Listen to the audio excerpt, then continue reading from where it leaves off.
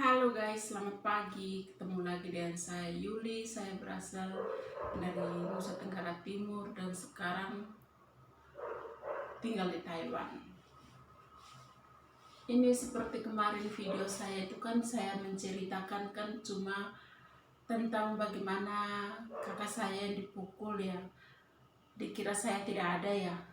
Belum guys. Jangan buru-buru senang dulu. Bagian saya itu yang di belakangnya. Jadi singkat ceritanya, tapi sebelumnya itu kayaknya saya mau tanya dulu ya kabar kalian tuh bagaimana? Baik-baik, baik-baik saja kan hari ini. Saya doakan semoga kalian pun selalu sehat walafiat, dan yang sakit saya doakan semoga cepat sembuh. Yang belum dapat jodoh cepat dapat jodoh. Yang lagi patah hati cepat move on. Jadi yang apalagi kesusahan seret rezeki, mudah-mudahan dilancarkan rezeki semuanya. Panas sekali guys hari ini, pagi padahal masih pagi itu panas luar biasa. Ini saya pakai sinar matahari, cahaya matahari. Ini biasanya kalau pagi-pagi bikin video ya itu tidak usah bayar, gratis, karena sinar mataharinya itu begitu lancar, begitu cerah, terpancar dari luar begitu, jadi enak untuk bikin video. So saya cerita dulu ya, itu dikiranya saya tidak kena pukul, kena guys. Soalnya ini ya, saya di saat saya berumur 7 tahun langsung aja ya, biar tidak lama-lama dan tidak ini ya bertele-tele, langsung saja di saat saya umur 7 tahun guys. Saya umur 7 tahun, adik saya tiri itu lahir. Dan saya dengan kakak saya ini ya ambil kain yang itu mama saya lahir anak itu kan otomatis darah semua ini, karena saya cuma tinggal dan kakak saya yang nomor 2 itu, jadi kami kan cuci di kali. Terus saya bilang, kakak Eri kemana? Nama kakak saya itu namanya Erianu. Kakak Eri kemana? Ke kali. Nah, pergi ke kali untuk cuci baju katanya. Terus saya ikut ke kali. Nah, karena itu airnya lancar, kakak saya itu mungkin hatinya itu terbagi dua ya, untuk jaga saya dan jaga cuciannya dia itu. Jadi kain sarung tadi yang mau dicuci itu jatuh guys di bawah air. Airnya kan deras sekali di kali ya. Jadinya kakak saya itu takut saya itu ke bawah air, terus takut cuciannya di bawah air guys. Pulang bapak tiri saya itu seperti perempuan. Hitung guys, kain, terus itu ada baju mana, terus kain kok hilang satu. Terus kakak saya itu bilang, dia jujur, itu tadi saya jaga adek, tapi kainnya malah ke bawah air. Inilah giliran saya itu kena pukul itu. Langsung dia marah saya, kenapa kau ikut? Kenapa kau ikut ke kali? Terus saya akan diam saja, saya takut ya. Saya diam saja, saya lihat, saya salahnya saya diam, saya melototin orangnya, lihat begitu, bukan melotot, saya lihat mata saya lihat ke bapak tiri saya itu begini. Terus dia jengkel, sudah salah melotot lagi gitu. Tapi dia tuh om bahasa daerah, saya sudah lupa om bahasa daerahnya. Dia tuh sudah salah melotot lagi, diangkatnya saya dibuang ke kandang babi itu. Takutnya saya minta ampun. Di dalam kandang babi itu ada 4 babi guys. Yang satu itu babi betina lagi hamil, yang hampir mau melahirkan. Biasanya babi habis melahirkan itu galak-galaknya, bisa makan orang. Terus karena ketakutan itu bagaimana caranya, saya lompat keluar itu. Sampai di sana dia suruh saya, sini kau, berlutut. Terus berlutut, ada kayu guys. Jadi ini bukit contohnya, dia suruh kayunya saya berlutut begini kayunya ya. Jadi ini kakinya ini berlutut, terus kayunya itu begini, jadi tangan saya itu begini terus. Nah, jadi sambil berlutut sambil begitu tadi kan capek jadi saya ngantuk tidur. Jadi dia ambil itu kayu kecil tapi panjang, dipukulnya terus ke badan saya itu sampai hancur. Jadi kakak saya ini kasihan dengan saya, jadi dia itu peluk saya dari belakang. Dia bilang, kalau mau pukul saya saja, adek masih kecil, dia bilang.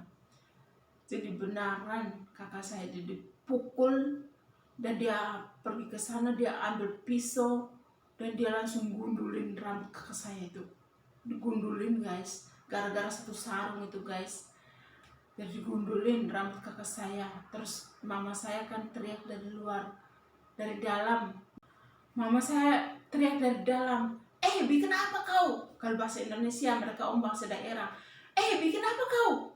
Terus dia bilang, ini anak kurang ajar, itu sarung mahal, dia kasih ini jatuh ke air katanya.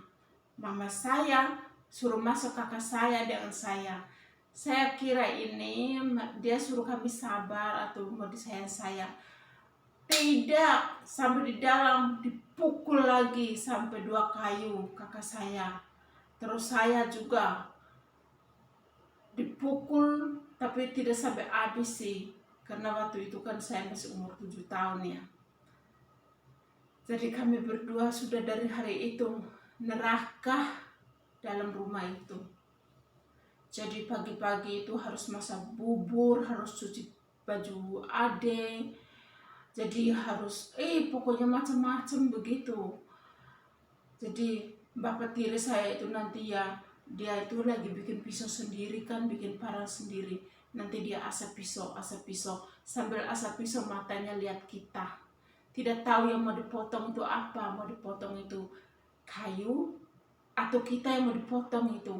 Hati itu jadi tidak tenang, dak dikduk begitu. Apalagi dia tadi barusan menggunduli kakak saya itu tadi. Kabur guys, sorenya saya dan kakak saya kabur ke paman saya yang saudaranya bapak kandung saya itu. Kami mengadu ke sana. Setelah mengadu, saudaranya bapak saya itu tidak terima. Mereka ke sana terus bertengkar dengan bapak tiri saya. Saya kira habis bertengkar mereka takut, dan keluarga bapak saya pulang, kami kena pukul lagi.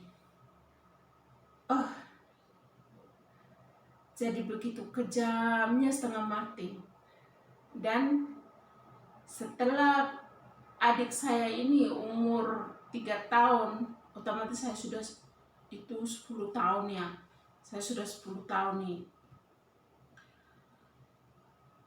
Saya sudah dititipin ke tante saya, om saya, dititipin keliling-keliling, saya pulang lagi ya. Terus abis itu gara-gara itu bubur adik saya kelaparan, saya makan. Dia siram saya pakai air panas.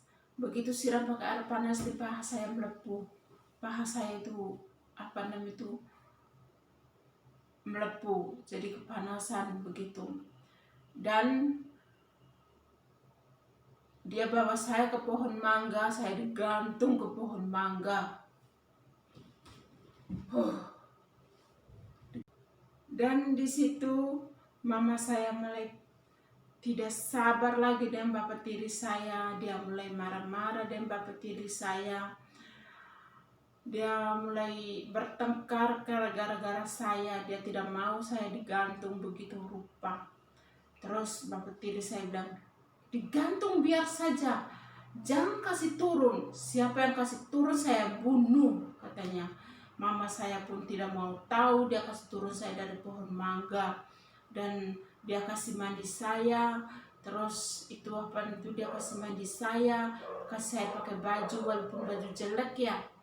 Jadi karena itu adik saya punya baju, dikasih sama tante-tantenya, masih bagus, saya boleh pakai, itu masih sudah yang besar-besar, tapi tidak boleh kasih saya pakai. Jadi saya hanya lilitan sarung itu masih kecil karena saya tidak ada baju waktu itu. Jadi mama saya kasih mandi saya, dan di situ dapat surat dari paman saya. Kalau dari paman saya jadi guru itu suruh kami untuk ikut ke rumahnya. Dan kami 2-3 hari kemudian kami pun dengan mama saya dan kakak saya dengan adik saya itu tadi, kami pergi ke rumah paman saya. Kami pergi ke kampung dulu. Kami naik ke kampung, terus kami nginap di kampung di rumah tante saya. Terus kami ikut ke rumah paman saya yang jadi guru itu. Dan malam kami naik bis sampai malam turun itu. Disitulah saya bertemu dengan kakak sulung saya. Habis guys serialnya kejamnya Bapak Tiri, karena kami melarikan diri untuk ke tinggal di paman saya. Maka dari mulai hari itu kami pergi dan tidak pulang lagi, dan kami sudah tidak tahu kabarnya Bapak Tiri saya. Saya memang benar-benar tidak mau pulang. Hanya saya dengar kalau Bapak Tiri saya setelah kepergian kami, dia sakit dan meninggal. Itu setelah mungkin kami pergi sudah 1 tahun lebih ya, baru dia sakit dan meninggal. Ya itu guys, ceritanya Bapak Tiri yang begitu kejam dan menakutkan. Semoga saudara-saudara tidak mendapatkan perlakuan